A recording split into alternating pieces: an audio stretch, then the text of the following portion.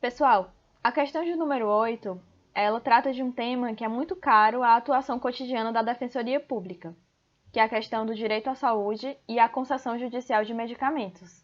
Dentro dessa temática, existem alguns precedentes de extrema importância, tanto do STF como do STJ, que precisam ser do conhecimento dos alunos, em especial daqueles que prestam concurso para a Defensoria Pública. Eu destaco para vocês que tanto na prova da Defensoria Pública de Minas Gerais do ano passado, como na prova da Defensoria Pública do Distrito Federal, nas provas discursivas de segunda fase, foram cobradas questões quanto à concessão de medicamentos. No caso da DPE de Minas, foi uma questão mesmo, e no caso da Defensoria do Distrito Federal, a peça prática cível dizer respeito a essa temática também. Por isso a importância de dominar com segurança esses precedentes. O enunciado requer do aluno a identificação do item correto, então vamos às alternativas. A alternativa A diz: o Estado não pode ser obrigado a fornecer medicamentos experimentais em nenhuma circunstância.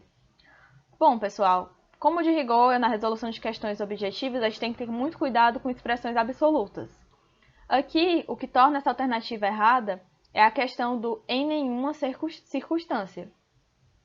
Isso porque o STF tem um precedente que vai ser trabalhado ao longo desses itens, que fala que, em regra, o Estado de fato não pode ser obrigado a fornecer medicamentos experimentais, aqueles medicamentos que ainda estão passando por estudos, que ainda não foram registrados e que não têm eficácia comprovada.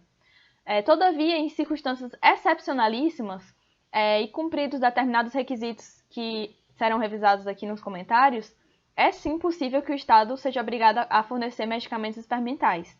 Então, por conta dessa afirmação absoluta aqui no final da redação da alternativa, é que ela se encontra incorreta. A alternativa B é o gabarito da questão e diz: as ações que demandem fornecimento de medicamentos sem registro na Anvisa deverão necessariamente ser propostas em face da União. É sabido, pessoal, que os estados, municípios e a União, eles respondem solidariamente pela satisfação do direito à saúde e pelo fornecimento de medicações muitas vezes. O Supremo Tribunal Federal até entende que essa ação para o fornecimento de medicamentos ela poderia, em tese, ser proposta contra qualquer um dos três entes, ou contra os três entes, ou contra dois desses entes, certo? Todavia, num precedente recente quanto a essa temática, o Supremo Tribunal Federal especificou que, no caso de ações em que discutem o fornecimento de medicamentos que não possuam um registro na Anvisa, ou seja, são casos mais complicados, mais complexos e que envolvem organismos do âmbito federal, como é o caso da Anvisa, que elas deverão necessariamente ser propostas em face da União. Então, por conta disso, desse precedente firmado em repercussão geral no recurso extraordinário de número 657718, datado de maio de 2019, esse precedente foi veiculado no informativo 941, a partir desse entendimento é que a alternativa ela se encontra correta. A alternativa C diz: o judiciário não pode obrigar a administração pública a manter quantidade mínima de medicamento em estoque. O erro da alternativa está aqui, não pode.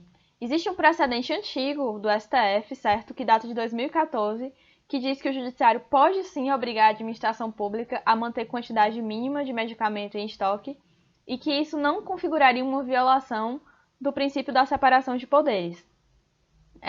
Esse precedente, como eu falei, data de 2014 e foi divulgado no informativo do STF de número 752. Alternativa D. Não é possível a concessão judicial de medicamentos sem registro sanitário, mesmo no caso de mora da Anvisa em apreciar o pedido, haja vista ser indispensável a observância do procedimento de incorporação de medicamentos do país. Essa alternativa também está incorreta e ela demanda o conhecimento do mesmo precedente a que eu fiz referência no que concerne as alternativas A e B. É sim possível, segundo o STF, a concessão de medicamentos sem registro sanitário, desde que tenha havido mora da Anvisa em apreciar tal pedido, além do cumprimento de alguns outros requisitos. Conforme esse precedente, que eu até sugiro que vocês depois revisem com calma, o STF entende que, para que haja essa concessão de medicamentos sem registro, são necessárias algumas coisas. É necessário que haja o pedido de registro perante a Anvisa, Agência Nacional de Vigilância Sanitária. É necessário que a Anvisa tenha estourado os prazos para apreciação desse pedido, ou seja, a mora da Anvisa em apreciar o pedido.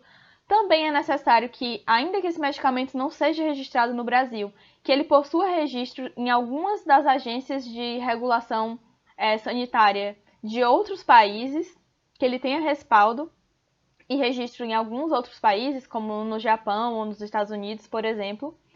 E, além disso, é interessante, necessário, na verdade, que não exista no país nenhum substituto terapêutico equivalente. Então, ele tem que ser o único medicamento, de fato, adequado, conforme recomendação médica. Finalmente, a alternativa E diz: a concessão de medicamentos não incorporados em atos normativos do SUS dispensa a comprovação de incapacidade financeira de arcar com o custo do medicamento prescrito.